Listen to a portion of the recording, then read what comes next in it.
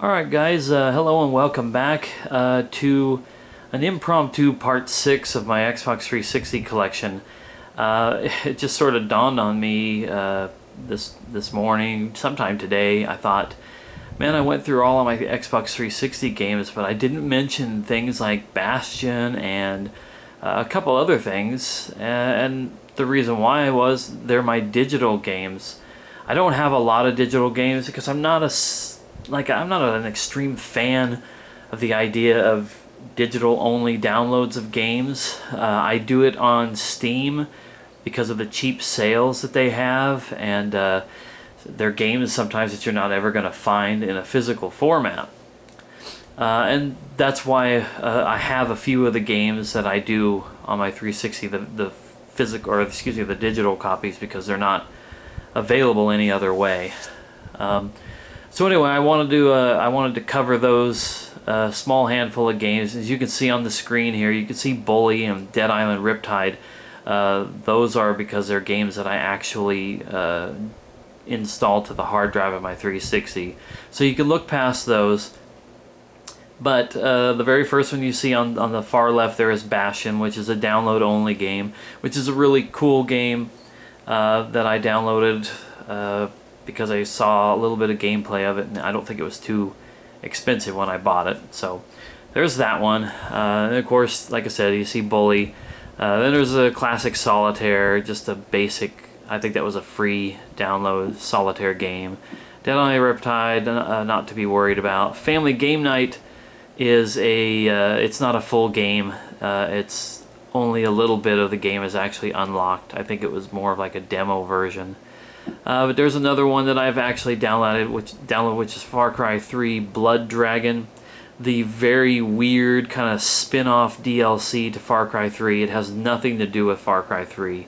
It's set in like a 1980s sort of Terminator-ish like game, and it really is just a play on everything that is 80s gaming and action movies. But done in the Far Cry 3 engine. It looks really amazing. It plays like with tongue firmly in cheek, which is cool. I just gave it a try pretty much like the day I downloaded it, and I never went back to it for some odd reason. Next up we have Far Cry Instincts Predator, which is it's kind of like an offshoot of the original Far Cry game. I got it on a sale, and it was a pretty decent deal. Game Room, I'll be honest with you, I don't even really remember. I think that was another thing like the Family Game Night where it was free and you can play some classic arcade games. Alright, next up you see I Am Alive. Now that was a game that I really wanted to get when I heard about it, so I picked it up. For a download only type game, it's pretty impressive. It's from Ubisoft. It's sort of like a survival, well, I want to call it survival horror, but maybe it's just more like a survival action game as you go through like a decrepit old city. Not quite Last of Us, because you're not dealing with zombie type things, but basically other survivors who will do anything to survive. Next up there, that's Pac-Man. That's a demo. Rumble Rose's Double X playable demo. That one I think was because I had a Rumble Roses game for the 360 that I got rid of because it was just stupid, and I think that was a demo that came off of that. There's my daughter Skylanders Giants game. That's not an installed thing.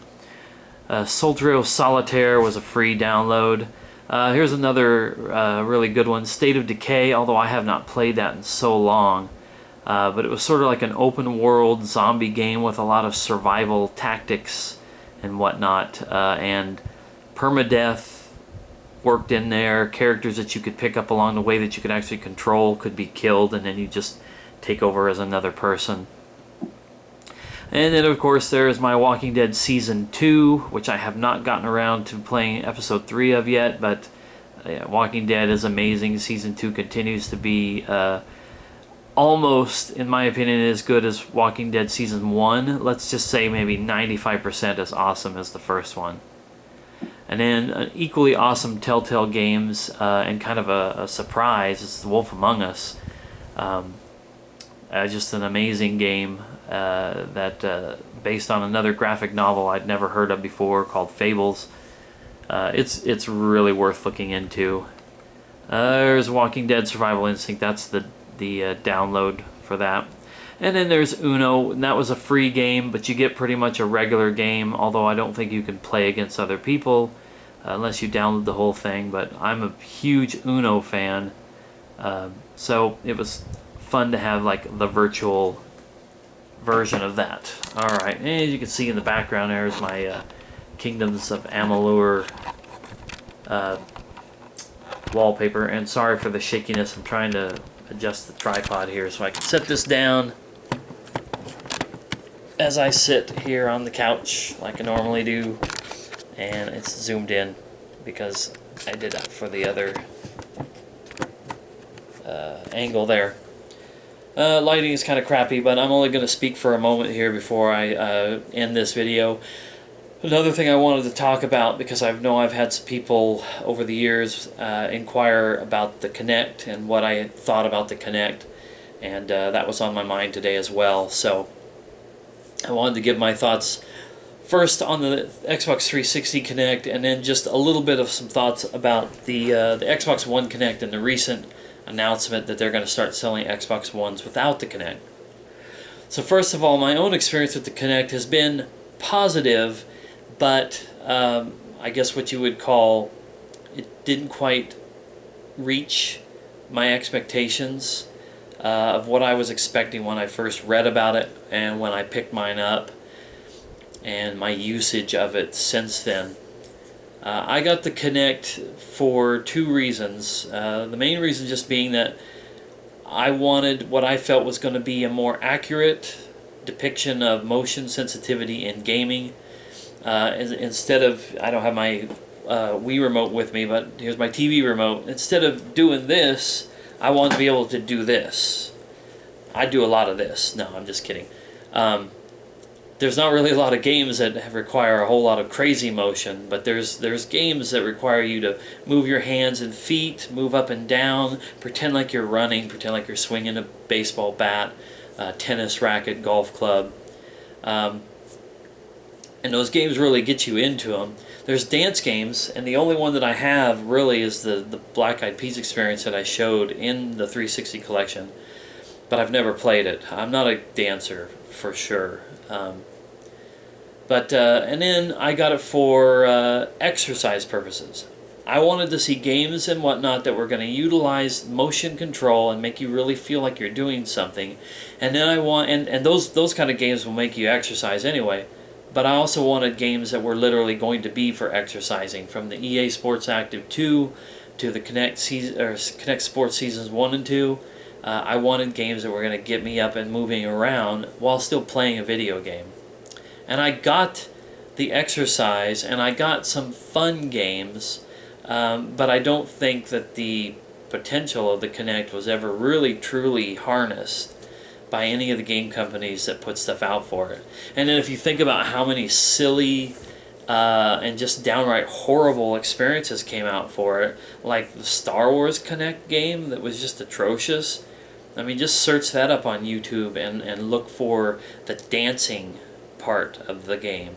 To watch Han Solo and Chewbacca and, you know, stormtroopers and whatnot dancing to popular songs is kind of makes you want to gouge your eyes out. So I just don't think that they ever had like what would be considered a killer app for it. Some companies gave it a noble effort. I've never played Fable the Journey, but they made a Fable game that was all Kinect based. I don't know how well it is, but it didn't seem like it got great reviews. There was a Kinect Harry Potter game. I don't really know how well that one worked out. I just know that Star Wars set a horrible precedent. And, you know, just a lot of gaming companies just said, why? Hey, let's just make a game where you take your controller and you play with the controller. In fact, a lot of companies were probably thinking if we wanted to make motion gaming, we would have put our stuff on the Wii. So that was the letdown. But For what it did do, it did it great. Exercise games are great. Kids games and silly games, dance games and whatnot work out just fine. Now, as for my thoughts on the Xbox One Microsoft's decision that here within like a week or two, you're going to start seeing Xbox Ones on the shelf in retail stores without the Kinect for here in the US, $399, which is the exact same price as the PS4, so that they'll no longer be $100 more because of the inclusion of the Kinect. I guess I could say I'm not really surprised. I think as far as the consumer is concerned, the consumer should always have the choice. They shouldn't have to spend what is basically $100 more to buy something that has an accessory in it that they don't really care about. And Microsoft was really pushing all of the voice commands. Like, you will literally walk into your room and say Xbox on, and whoop, it all pops on, and then you just like Xbox TV or Xbox games, or I don't know what the prompts are exactly, but just to give you an idea, you say something and the Xbox responds to it. For me, it's a peripheral that's supposed to be enhancing gameplay, not making it easier than picking up a remote or a controller. So I wanted games that did something. I wanted the idea that there were going to be games for it. Now I'm talking about this like I am or am going to be an Xbox One owner. I don't have any desire, and I don't have one. But if I was, these are the thoughts that would come to my mind. I want a peripheral that offers some sort of a unique addition to my gameplay. And so therefore I want game makers to make games for the Kinect and not just use the Kinect to enhance their game already. Make something that harnesses the power. Otherwise, the choice is mine. I should be able to say, well, then I don't want a Kinect because you're not making games that I want for the Kinect. But at the same time, now it seems like there's already actually been some quotes from some game makers that were like, well, we were planning on making a game for the Kinect, but I guess now we won't because you're doing away with it. There's going to be a flood of consoles on the market that don't have it, so no one's going to want to buy that game if they can't use it, and the people who do have it probably don't have the confidence in our game to buy it, so why should we even take the risk? It reminds me so much of one of the biggest downfalls of the Sega Dreamcast, which was no console can succeed without third-party support. And yet with the Dreamcast, the third-party game makers wanted to see the Dreamcast succeed before they would commit to putting their product on it. So therefore, it was a never-ending and vicious circle that, obviously ended not very well for Sega with the early demise of the Dreamcast.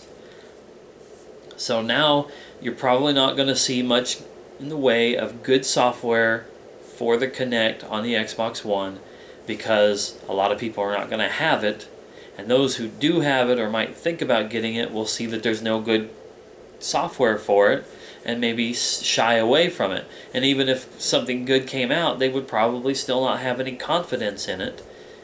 And I don't know, I just think, to sound extremely old-fashioned here, I wish that all the game companies, Nintendo, Sony, and Microsoft, would just say, hey, you remember how they did it in the 80s?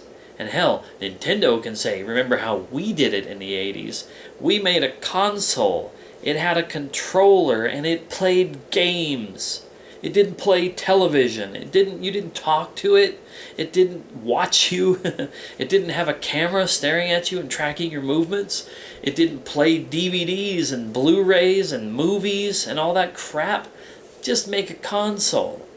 I wish somebody out there, if it's not going to be one of the big three, I wish somebody out there with some power to make a legitimately equal footing console that would play AAA games, that would have support behind it. I wish somebody out there would just say, hey, guess what? We're going to enter the market and we're just going to make games and a console that will play them.